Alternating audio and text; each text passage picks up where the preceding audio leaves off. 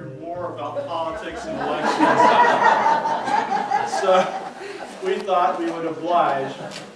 And our speaker today, who's going to talk about a dynasty in Yellow Springs politics that probably a lot of us don't know much about, but I think you'll find very interesting. Our speaker today is one who really doesn't need any introduction to this group. Scott Sanders, who's responsible for Antiochiana and has spoken many times before, an expert on the history of both Antioch College and the village of Yellow Springs. And so I'd like to welcome him once more to this group, and we just keep twisting his arms and he keeps coming back. So thanks a lot, Scott.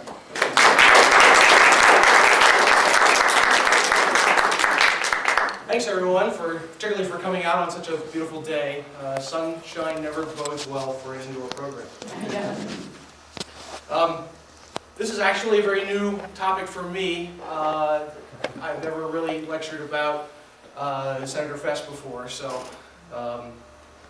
we're all going to learn this material together. And in fact, the Fesses are not a Yellow Springs political dynasty. They're just about the closest thing we have to it.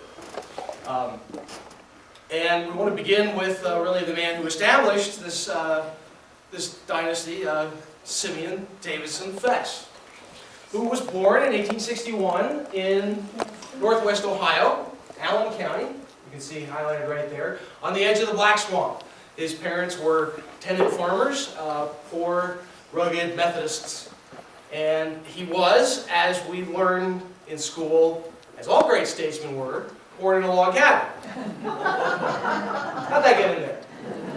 There we are, a log cabin. And he grew up working local farms. In fact, he adopted the middle name Davidson, which he did not have initially, from one of his employers, someone who, after the day's labors were done, would gather the family around the hearth and talk of public and civic affairs. He graduated from high school and immediately went to teaching high school up in this part of the state in such colorful locales as the Flea Harbor High School. Love that one. What year was that? That would be 1880. 1880 he was teaching high school, and then in 1881 he enrolled at Ohio Normal University. Here it is. Right here, the man who put the Fess in professor. I didn't write it, I keep using it though. And when the Fesses came to town, they moved into the old president's executive residence, which had been built to Horace Mann specifications. And this is it right there. It burned in 1924. And you can see Lowell here and Sumner here. I'm sorry, not Sumner, Laird. And he would open up his home to his family. These are his brother's daughters, Lois and Lois. Lois and her sister. Lois and her sister, that's right. He would make some immediate changes to the curriculum, and he would borrow from the place that he came from, Ohio Northern, which had, Laird was first person, at least in Ohio, to take a school and have it open year-round, a college anyway, where you would have 3 terms of your regular academic period with a summer. And what that allowed people to do is really to kind of come and go from school as they needed to.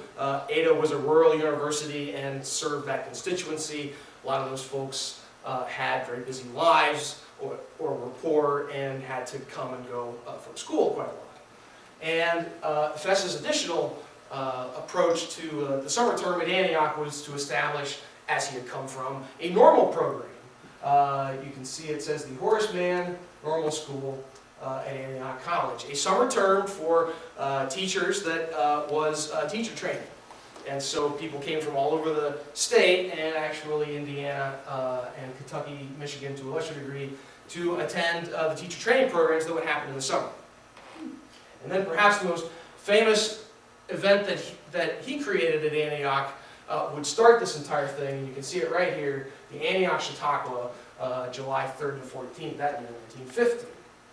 Chautauqua, if you don't know, is a city in upstate New York, and it really became a model for kind of an adult leisure education. Chautauqua was a vacation spot where people would go, stay at a nice hotel, boat on a lake, and stay for a lyceum of famous speakers and hear singers and see live drama. It was such a successful experiment that there were a number of for-profit organizations organized to take the Chautauqua and put it on the road. These were usually called Lyceum Bureaus. And Chautauqua on the road was also known as Tent Chautauqua, as you can see here. Lots of stuff happening inside a big tent. And for the college, it really brought quite a lot of attention. Lots of press, huge crowds coming from pretty fair distances to see pretty prominent people. And here are just some of them. Right, in this list, one of my favorites is Elbert Hubbard. He was one of the founding people in the arts and crafts movement in America, an artist from Woodstock, founder of a magazine called FRA, the National Club. That's actually short for fraternity. And people with colorful names that aren't necessarily all that famous, like Ames the Bee Man, like that one. If you see some of the programs that were brought from Chautauqua to look around, you'll find one of my favorites, Captain Jack the Poet Scout. And General Sherwood here, Isaac Sherwood from the Civil War. You got a lot of Civil War lecturers coming out. And reference to the theater. People didn't really see a whole lot of theater, particularly in the heartlands, and so this was a great opportunity for that. Here you can see a couple of the programs that show you the amount of work that Fess was doing. Not only was he master of ceremonies, here he's listed as manager. You would write him for your admission ticket, for whether or not you wanted to rent a tent. I understand it was an extra 75 cents if you want a floor for your tent. And he's listed as a speaker in both of these programs, and so you can see, it's not really showing up very well, but actually in each of these cases he is debating the pro side of the Underwood tariff. That was the hot stuff in those days. That was the Iraq War discussion in those days, was the American tariff, the amount of money that we would charge for imports. And very much near and dear to the Republican heart. And as you can see, a pretty large tent would be set up right on the front campus, or sometimes in Glen Helen. A man named Town Carlisle owned Glen at this period, and later, this is an early shot, 1907 or 8. By 1910-12, he would build a semi-permanent pavilion for these Chautauquas to take place in.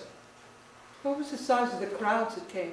Thousands, certainly. We have on one occasion 20,000 people came on one Sunday, but it was pretty much, you could count on crowds of 3,000 to 5,000 people per day. We know that Fess's sons ran a pretty brisk package checking business and also sold candy and soft drinks. This would be another major contribution of Fess, and that would be sort of like basically the first major building of anything at Antioch since the establishment of the college in 1853. This is the college chapel as it appeared in the 19th century. It's actually decorated for a state oratorical competition, and it doesn't show up too terribly well, but it has pews, and they're numbered, and everybody has a spot for their hymnals and tune books, and it looks just like any other church. One of the things I like to point out in this picture is there's a T-shaped bar coming down from the ceiling. That's a light source. At that time, an institutional lighting source system called a carburetor was pretty typical for a large building. If you know what a carbide lamp is, carbide creates a gas when mixed with water that's flammable, and the flame is white and gives off quite a lot of light. So you have a carbide in the basement, it sends the gas up through the building, and this thing would just shoot out jets of white hot flame, and you could see by that, and you had to be, I would think, extraordinarily careful with that. Fess was someone who believed very strongly in physical education. He would actually be someone in a long line of Antioch presidents, going all the way back to Horace Mann. And he established a pretty extensive phys ed program in the curriculum.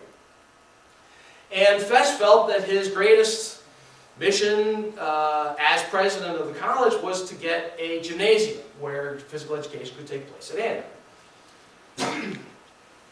And it just so happened at the time that he came, there was a man in Greene County who was looking for somebody, anybody, to host the regional county high school basketball tournaments. And he would put up a little bit of money for anybody who would do that, and he would build them a playing surface. So Fess and this man, who was a tire magnate named Kelly, got together and found each other. And so with Kelly's money and Fess's energy, they turned that into this. And named it after him, Kelly Hall. You see Kelly Hall here in about 1918. This is a dance for the Student Army Training Corps unit that the college had during the First World War. Antioch's history in wartime is characterized by, surprise, surprise, plummeting enrollments as people run off and fight in war. And in the case of the First World War and also in the Second World War, programs designed for accelerated education for Army officers were established in colleges, and Antioch got one. One of the things I find really amusing about this photograph is the baseball diamond, and wondering to what extent baseball actually was played in this room. I'm not really sure how far well, the ball wouldn't go very far. But here you can see the basketball backboard there, and a gallery that was set up initially as an indoor running track. Is this a separate building? No, This was in the main building? of course, because then we get to that, because that's what it looked like in the 1950s. In 1958, the entire building was gutted, and Kelly Hall was turned into a permanent amphitheater. And So that's if you- the same orientation as the previous? No, that's the back, and see the stage isn't there. Yeah. But what I wanted to show you there was, there's a gallery that was originally being built as a running track, an elevated running track inside. There's a story that says that President Fess disapproved of running indoors, so they didn't finish it. And what they ended up with was a gallery, a balcony, if you will, and a multi-purpose room. You can see the surface is still set up for athletics. You can lay temporary seating down, and you can have theater, you can have assembly, speakers, and that's what's happening up here at this time. This photo is actually probably from the late 1940s. Some of you might actually remember what Kelly Hall looked like before 1958. You're probably getting fewer and farther between. Sorry I didn't get you a picture to bring it all home, with what it looked like now. And so here is the Fess family in about 1912. And it says that it's Mr. and Mrs. S.D. Fess Yellow Springs with their daughter, Miss Lois. It's not their daughter, it's their niece.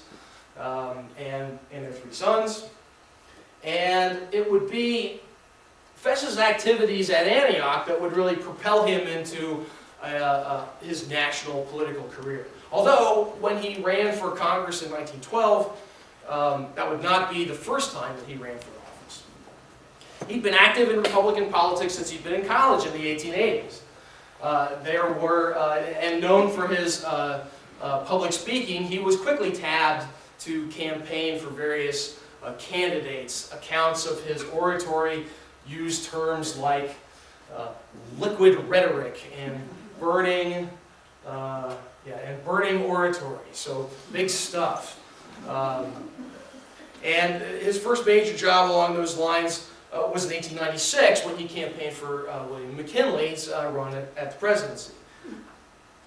In 1897 was his first ever attempt at national office, or at any office, and that was a state senator, which he lost, and then a run at Congress in 1900, which he also lost. He was so discouraged, actually, by this loss that he swore off political life and then went to graduate school, University of Chicago. But then it would be his experience at Antioch that would change all of that. He would, first of all, run with all kinds of political figures, governors and senators and the like, as speakers in the Chautauqua group. But there was a very specific reason that in 1911 he ran as a delegate for the state constitutional convention. And that would be that he was being paid less than half of his $2,500 annual salary as president of Antioch. So what he really needed was the $1,000 stipend that he got for being the delegate to the constitutional convention. It turned out really to be a really pivotal moment in his career. He was a very active member of the state constitutional convention. He was already advocating the issues that he would become famous for, and that would be temperance and for women's suffrage. And so it was his experience at the state constitutional convention that convinced him that he should try again and run for Congress, which he did in 1912, and he upset an incumbent Democrat, a guy from Wilmington named D.K. Hempstead, which would be a recurring theme actually in the Fess political career. And then he would be reelected 4 times as a member of the House of Representatives. Perhaps befitting his position as a member of the national legislature, he moved out of the president's mansion on the Antioch campus and bought what was known as the Weston House in 1917. It's right on Xenia Avenue. You probably recognize this house. This drawing actually comes from a graphic atlas of Greene County in the 1870s. And this would be where this would be his home for the rest of his life. And that's more about what it looked like at the time that the Fesses lived there. It was basically a square house. They added part in the back, a garage, a sun porch. And so this would be a more grand residence befitting, again, a man in Congress. He was in Congress in one of the most exciting periods. As I was going through all of this, I thought about all the things that happened from 1912 until he became a senator in 1922. So Fess was someone, first of all, involved in the United States entry into the First World War. Then the United States having to deal with the peace following the war. And he would really rise to prominence in the context of these major national issues. Also, he would never forget and spend most of his floor time in Congress with these 2 issues that meant so much to him, prohibition and women's rights. During the First World War, even though the Republicans were considered opposition, Woodrow Wilson was president, he was a Democrat, and he actually proposed all kinds of extreme measures for wartime. The United States instituted a draft, for instance, some of the worst ever. Yes? Here is referred to as Chairman Fess. Could you elaborate? He's chair of a committee that I'm not exactly sure about which committee he was chairs of lots of committees. I have some of them listed here. But this actually comes from the time right at the end of the First World War, when it was the major concern was that socialism would take over in the United States. This is in the context of the first Red Scare. So even though the Republicans were largely opposed to the wartime measures of Wilson, Fess is on record as supporting the Smith Act, the Espionage Act, these basic alien and sedition acts that are truly un-American, but these are extreme measures for wartime. This would be really the alliance that Fess would make that would really catapult him into power in Congress, and that would be the Anti-Saloon League. Fess had apparently a lifelong intolerance for drink, and would make temperance and prohibition the focus of his political career. And he would, not too long after becoming a member of Congress, would team up with a fellow from Minnesota named Andrew Volstead, and the 2 of them really whipped up the House of Representatives that by 1916, a National Prohibition Act had passed the House. It would be 3 more years before prohibition would become national law, but you can blame our favorite son, Simeon Fess, for the launching of what they called the Great Experiment. And the Anti-Saloon League, by the way, temperance is an extremely old movement in America in the 19th century, essentially led by women and religious forces, but it would not be until lawyers got involved that prohibition could become law. And this is the group of lawyers, the Anti-Saloon League. And they, by the way, are based in Ohio, so we have nobody to blame but ourselves. And he would remain, they would remain a key ally for him throughout his entire political career. Here he is in about 1920, campaigning for re-election. And he would be very closely tied to the Republican administrations of the 1920s. First of all, Warren G. Harding, who was from Ohio, and later Calvin Coolidge. And it was thought, actually, by 1928, when Coolidge said that he would not run, that there were forces within the party that wanted him to run for president. Did you know that in the old days, when they wanted to get to gear up a candidate for office, they called it a boom? Okay. And he actually would not get the nomination because, again, he was the candidate of the Anti-Saloon League, which by 1928 was starting to lose some of its hold on the Republican Party. The 28 candidate would be an engineer, a Quaker, a man named Herbert Hoover, and Fess would also continue to be closely tied to Hoover, who was a staunch supporter of prohibition and other conservative fiscal policies that Fess was also involved in. He, again, was a major force in the campaign aspect for other candidates. This is a notice of him appearing in Xenia in support of the Republican candidate for president in 1928, who, of course, is Hoover.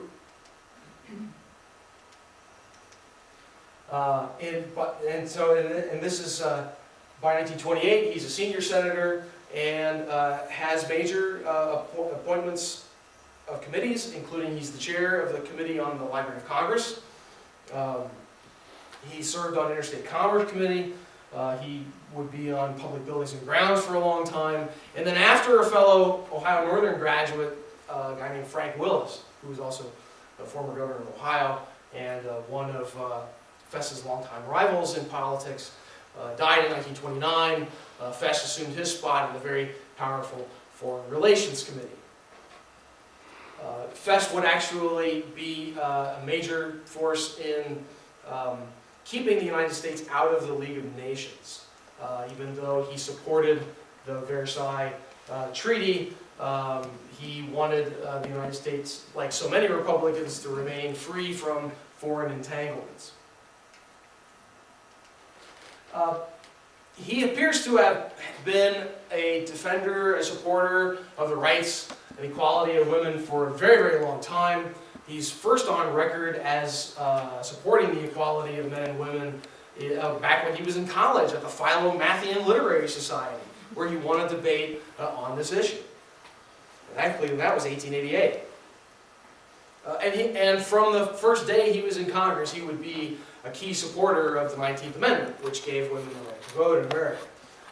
This not showing up very well is a number of different appreciations from women in politics appreciating Fess's support of the 19th Amendment. The first one is Mrs. C.C. Stevenson, who's the head of a women's political group in Yellow Springs.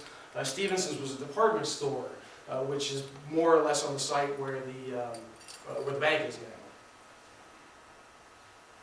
now. Well, not everybody actually appreciated Fess's efforts. No less a personage as H.L. Mencken, the acerbic writer from the Baltimore Sun, probably considered Fess to be one of the worst ever members of Congress in history, and that would be because He was known as the driest of the dries. In contrast, Macon was clearly the wettest of the wet. And this marvelous book of Macon's in the Olive Carrion Library collection, On Politics, or A Carnival of Bunkum. That's Macon for you. Is a collection of his political writings, and specifically, here's one from 1930 that talks about the period when Fess was named, and this would be 1930, that would be the year that Fess was named the chair of the Republican National Committee, moving right up the ladder. There followed, and that would be after the previous chair was kicked out, there followed Dr. Fess, a Methodist pedagogue who had got on in the world and jimmied himself into the United States Senate by eager and dog-like services to the Anti-Saloon League. Rather curiously for a fellow of his kidney, Fess was actually religious and had a tender conscience, and one day it led him to blurt out a somewhat disconcerting truth, to wit, that he was a liar. This confession made on the floor of the Senate appalled the other senators, for it was not etiquette among them to admit anything. The President Hoover apparently has no aversion to liars, for presently he was slipping Fess into the place vacated so unwillingly by his predecessor, Mr. Houston. Now Fess is about to be canned by acclamation. And the next in line is the Honorable Raymond Benjamin of California, and Macon goes on to pillory him. Basically, if you have gotten the attention and have been, of Macon, then, yeah, he really didn't like you. And this would be actually this is the issue that got Fess into national politics, and it would be the issue that would get him out, ultimately, of national politics. This is a political cartoon from about 1933, and what it shows is the changing attitudes in the United States about Prohibition. In fact, Prohibition had already been repealed, which, by the way, Fess fought greatly against in the first New Deal Senate. And he's hoping that these Republican contributors will continue to be a part of the party. And he says, well, so what are your campaign contributions? And the contributors say, well, now how about these tax increases? The contributors say, repeal the 18th Amendment, and these higher taxes will not be needed. And Fess cozies up to his pal, who looks rather disapproving, and the sign appears as Anti-Saloon League. But we must remember our friends. And so his contributors walk out the door saying, we thought we were the party's friends. And as I say, this would be actually, he would really hold on to this issue long after it had been demonstrated that the United States certainly could not enforce a law that would prevent people from drinking alcohol.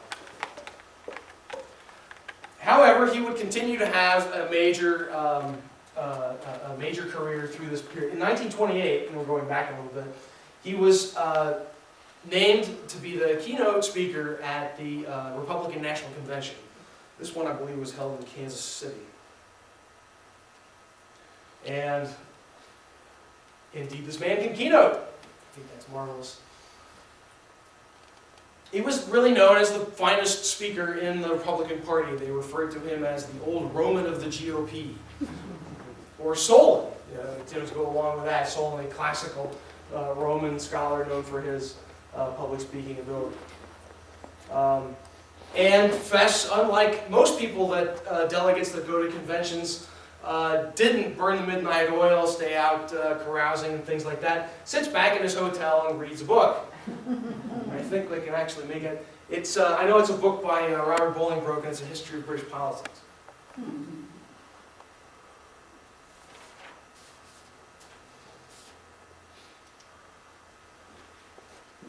Again, always in the national spotlight through the time that he was in Congress and in the Senate.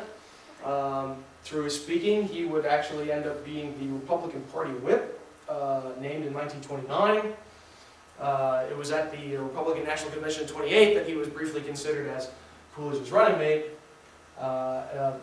Then Republican National Committee chair, about the time that Macon was laying into him. And then again in 1932, and that's what this photo is taken from, he would again be the keynote speaker at the Republican National Convention. Now, a major honor, and that was in Chicago. He, however, didn't do, and then, okay, this is the cover of the speech that he made in favor of the Library of Congress. It's probably one of the, certainly in my mind, one of the longer lasting and positive impacts of Fess's time in the Senate, because most of the issues that well, he's worked with women's suffrage, obviously, but not so much with prohibition.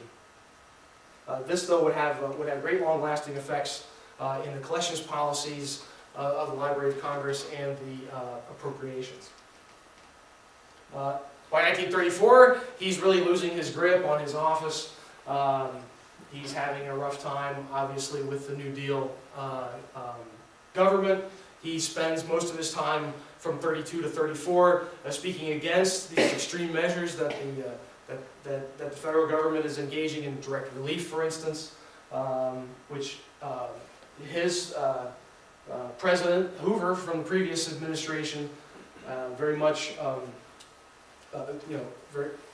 very much supported this non-interference from the government. And when I scanned this, I sent it to Dave in Newhart, and he said, say that 5 times fast. Fast, I only made it to 10. In 1934, this is not too long before the election, he was defeated for re-election by a Democrat named Vic Donahue. And he would retire to Yellow Springs, and he would start writing a 4-volume history of Ohio. You can see in this striking close-up of Senator Simeon Fess that he has the simplicity of home life, and this on the right, he studies while working in the garden. And, well, he's not studying there. This is on his, the occasion of his birthday. But he is studying and gardening here. A little gardening here, a little studying there. And the backyard of the house is now subdivided into 2 or 3 properties. The Fesses had an immense garden, and Simeon spent a good portion of the day there. He was interviewed in Time magazine in December 1936, and the one line that came out of that interview is, "I work every day, I sleep like a baby, I eat like a bear, and I've never felt better in my life." Fess, incidentally, in 1925, going back a ways, his wife Ava had been killed in a car accident. He never remarried. And so these were his devotions, his garden and his reading. Who's the lady in the middle picture? His secretary, Marguerite, Savage. Marguerite Savage, that's right. For his 76th birthday in 1936, his family encouraged him to go back to Washington, D.C., where still most of his friends were. And he got on the train, he went to D.C., he got in his hotel, he started calling his friends to let him know that he was there, and he dropped dead of a heart attack. Very suddenly. He was in amazing shape. As you can see, this is 1936 as well. And it said that he would walk daily that last few months of his life from his house to the new, what was then the new Horace Mann Monument in Glen Helen. That's a good walk for a 74, 75, 76 man, especially. And he would be mourned as one of Yellow Springs' most distinguished citizens at the time of his death. This is Simeon and his 3 sons. You have Laird, Lowell, and Sumner. And it's Lowell that we want to talk about from here. Lowell was about 10 when his father became president of Antioch College, and he would enroll himself as a student at the college in 1911. And he very quickly became, well, something that is probably antithetical to the Antioch that you all know, and that's a big man on campus. He was a star athlete. Here he is as in the center of the Antioch College basketball team, 1913-14. Oh, the house got stuck back in there again. With the baseball team, I believe this is 1912. And most significantly, in 1914, he was the quarterback of the only football team in Antioch College history that had a winning record. And there he is right there. He was also president of his class when he graduated in 1915, And this would predate community government, and Antioch's student government had a much more conventional look to it in those days. Each class would have its own presidents. And Lowell would be a leading figure in the Student Literary Society at Antioch, and was in every respect a big man on campus. He would leave Yellow Springs upon graduation and go right into high school football coaching. And but we only know about one year that he had this job, and that was in East Liverpool, Ohio, home of the Potters. And there he compiled a record of 5-5 in 1950. And so I guess he didn't stick, because quickly thereafter they had replaced their coach, and I couldn't find where he coached anywhere else. In 1917, the First World War came along, and Fess's two oldest sons, or I should say his two youngest sons, enlisted. Lair was already in college and had a family.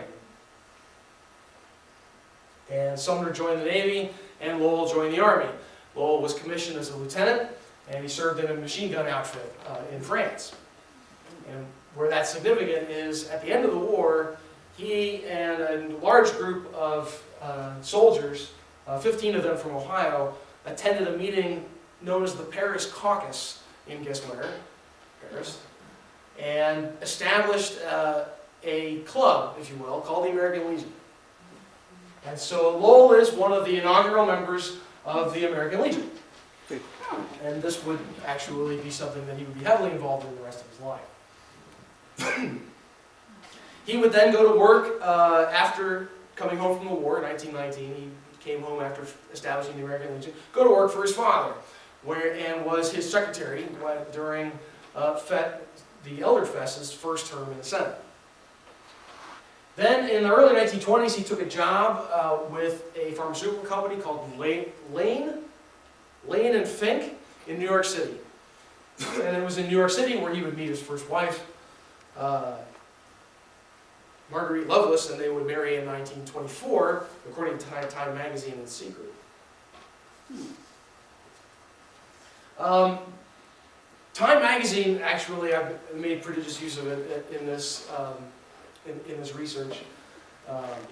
Looks more like well, it's still a tabloid rag, but it was really a tabloid rag in those days.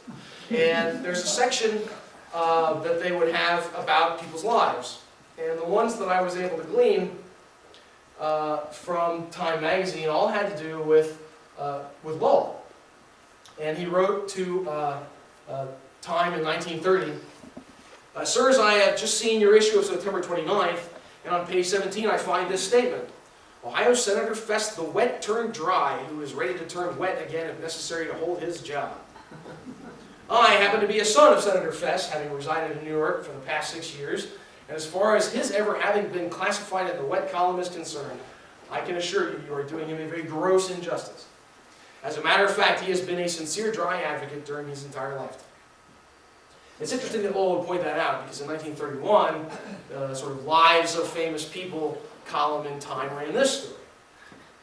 "In Manhattan, Lowell Fess, 35, son of bone-dry U.S. Senator Simeon Davison Fess, chairman of the Republican National Committee, appeared in magistrate's court, shielding his face with a straw hat, having passed the early morning hours in a lockup. He heard himself charged with disorderly conduct, heard that he was while intoxicated did use abusive and profane language, and attempted to take the officer's baton. He had, moreover, shouted to the desk sergeant in the police station, 'I'm going to burn you all up for this. Wait till you hear from the senator from Ohio.' Fess admitted the whole story of how he had been refused entrance to a nightclub, and then called upon a nearby policeman to help him crash the gate. When the policeman, whom he referred to in court as Dick, had tried to quiet him, Fess directed his hostility at him. To the magistrate, Fess explained, 'I was celebrating an addition to our family 4 days ago. I want the court to accept my apology.' He showed some snapshots of the baby to the magistrate, paid a $10 fine, and walked out." And this would actually be the character of the rest of Lowell's life. There's something not not seemly about this man, and yet he's amiable and friendly, and you like him in spite of these things that he does.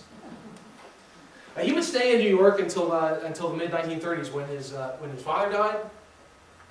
And incidentally, in the interim, Time magazine also announced that in 1929, Lowell's wife had sued for divorce for misconduct and drunkenness. And Lowell, to this point in his life, he's almost, let's see, he's born in 1995, he's in his early 40s when he returns to Yellow Springs and decides quite at the last minute in 1939 to launch his own political career. And this again is the upset theme in the Fess family history, because in 1939 there was a very popular mayor of Yellow Springs, a man named Merrill Slim Dawson, who was a graduate of the college, had been a professor and a long upstanding member of the community, and a Democrat. And Lowell beat him as a write-in candidate. Dawson had essentially run unopposed his last 2 terms, so there was never another candidate. But Lowell wrote in, and apparently on the strength of his name, perhaps his own ability to campaign, he won. For what place? Mayor of Yellow Springs. And he would be mayor of Yellow Springs through World War II. He would immediately, though, have a siege around him from local Democrats. And this is one of the tracts that Lowell, known as Red, or his red hair, of course, would have published to counter these arguments against his mayoral tenure. He didn't proofread it very well, because it's supposed to be the last gasp of the 3 dying ducks.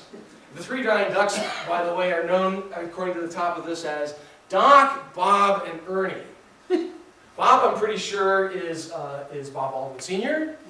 And Ernie should be pretty obvious, that's Ernest Morgan. The Doc is the one I'm not sure about. It could be Dr. Sontag, because I know that Mrs. Sontag was intimately involved in, where'd that go? Well, we're going to have to go back to that one. Intimately involved in a group called the Democratic Club of Miami Township, which we'll talk about later. And this is his defense against people who were saying quite a lot of things publicly about Fess's, shall we say, low forms of corruption. The patronage networks that he would establish. It's been said that in inaugural parades he was riding in the convertible of the belonged to the Xenia Numbers King, that there was gambling going on downtown, and that he was favorable to establishments like saloons. But he was pretty good at defending himself. He managed to remain mayor of Yellow Springs through World War II, and even managed to do a pretty significant thing. In 1943, this bunch of guys sitting around at Bill Polcotty's restaurant, talking about what was going to happen in the village of Yellow Springs after the conclusion of the war, and they had, by 43, people were starting to feel like the war was actually winnable. They resolved to establish a peace conference, the Little Peace Conference of Yellow Springs, if you will, which was really not about bringing people to the peace table. It was about what was this town going to be like after the war? What sort of services should it provide? What should it do for returning servicemen and easing their return to society? And it was a fairly major event. These things aren't showing up very well, but these are the officers here. Mayor Lowell Fess as the right at the top, and Vic Esterline as a picnic chairman.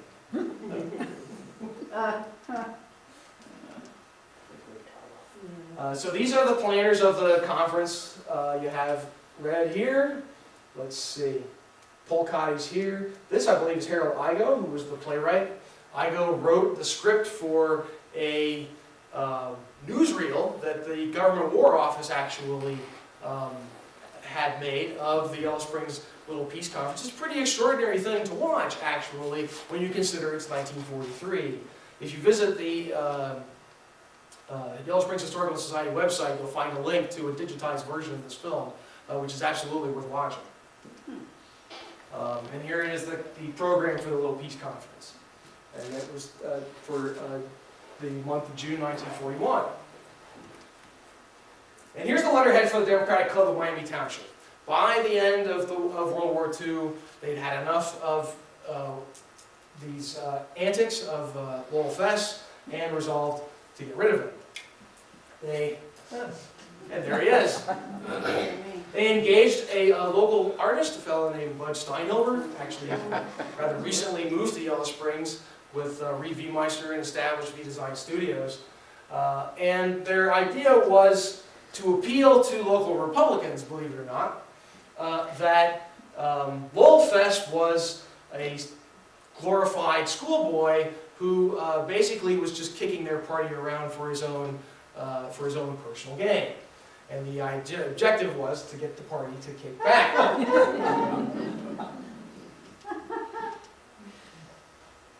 Another one of Lowell's campaign flyers from 1948. This effort would actually be successful enough. Lowell would be finally defeated for mayor 1945, would then immediately go into state senate. And in point of fact, these cartoons have to do with his period in state legislature. And this would be the evidence that they would use, the Democratic Club of Miami Township, that would convict Fess of his wrongdoing. This is a check from Clarence Brown, who at that time was chair of the state Republican Committee, made out to the Greene County Republican Committee. And what you can't see very well is on the back, it's endorsed by Lowell Fess and deposited into his personal account. I think it's only $100, but nonetheless, they had it. And so they photographed this check, they put it on a flyer, and cast it about for voters to see. It's actually on this back table, so you'll be able to see the thing that they put together. And they would never be able to stop Fess from his re-elections in the state general assembly. He simply had too much name recognition. And then, as the 50s wore on and McCarthyism began to take hold, I think what happened is Lowell saw his chance to succeed in his father's footsteps in national office. In 1940, actually, he'd already run while he was mayor of Yellow Springs as congressman at large for our district, and didn't do too bad. He got about 200,000 votes to his opponent's 300,000 in the 1940 primary. It encouraged him well enough, but I think he was having a good enough time as mayor. I think he saw in a political national attitude an opportunity for him to get swept into national office. Really much as his father had been, Fess really rode the issues of women's suffrage and prohibition into national politics.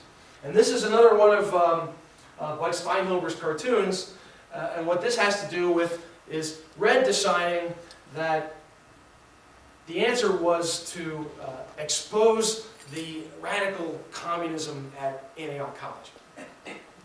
And so here he is watching Senator McCarthy, who needs a shave, and getting all fired up, and then running out looking for, it has a little button that says red looking for reds, and then red pointing out the reds. And so there are accounts, and you'll see it actually on the Yellow Springs Historical Society website, testimony from local figures who knew quite clearly that Red Fess was the person who was agitating at the House Un-American Activities Committee should be investigating Antioch College. He was doing this individually, but even more directly, this was a period when the American Legion, an organization he helped found, was really feeling its own political oats and was one of the nation's leading anti-communist organizations. And Red, as a major figure in American Legion, would really use their meetings as an opportunity to get a national resolution against Antioch College passed by the American Legion. And the American Legion would continue to do this actually through the 1950s. In 1954, by the way, the Un-American Activities Committee finally did come to Dayton. They convened hearings. Among those who gave testimony was a member of our faculty named Robert Metcalf. The conclusion of those proceedings by very conservative members of the House of Representatives was that Antioch's brand of radicalism was not, in fact, dangerous to the American way of life. State Senator Fess had done quite a bit of harm and had really wasted their time. And so perhaps that's why in 1962, when Lowell tried another run at National Congress, trying to take on another son of an Ohio senator, Bob Taft Jr., and feeling that name recognition versus name recognition, he didn't have much to lose. This is the flyer from the 62 candidacy. He would lose by about 10 times the vote, really getting hammered by Taft, who I guess had the greater name recognition. Now, did he continue to live in the Fess house? Oh, that's a good question, Becky. He actually built a small white ranch house back of the Fess house and would live there and rent out the house to apartments. Later, the house would be operated by the Yoder Funeral Home. Our friends, the Agnes, lived there later. I'm not really sure when Lowell sold the house, but I think he did sell it to the Agnes. That's right. In 1965, Lowell did another good thing. I had to find him somewhere. And that was he donated his father's rather extensive library to Olive Kettering Library. This is the library director at the time, Bruce Thomas. And Lowell looking over the books. The books are magnificent. American and world British history, political tracts, biographies, quite a number of them by celebrities who knew Fess. Some of the books that were in Fess's collection have been discovered to be rare enough that they should be transferred to our bookroom. I can't remember, maybe it was Bob Parker who stumbled upon the autobiography of Admiral Peary that was autographed by him to Fess. We took that one out of circulation.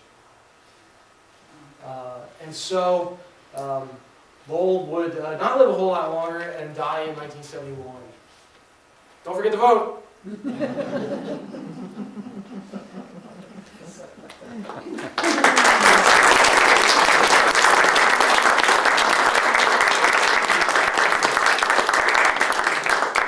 Some years ago we did a program on John Bryan, and I remember being struck at that program by the audience. Everybody had a story about John Bryan. And I think Lowell Fess is the same kind of a guy. Everybody seems to have a story about him. But are there any questions or comments anyone would like to? I was wondering, was there an overlap of Simeon Fess's tenure? Bob? I just want to make a little comment about the American Legion problems that occurred. I came in '57, and one of the things I was doing was visiting a lot of school districts around here to try to bring kids to come in and use school camp, public schools. Went to Spring Valley. We had a lot of parents, teachers, you name it, they were there listening. And before I could say a word, the American Legion marched in. They were protesting me being there and Antioch being involved in their village. That was '57 in the fall. McCarthy was already censured. Well, to the credit of the school superintendent and the principal, they said why they were going, why they felt it was good up there, they were going to do it. And the Legion turned around and marched out. I never had any more trouble.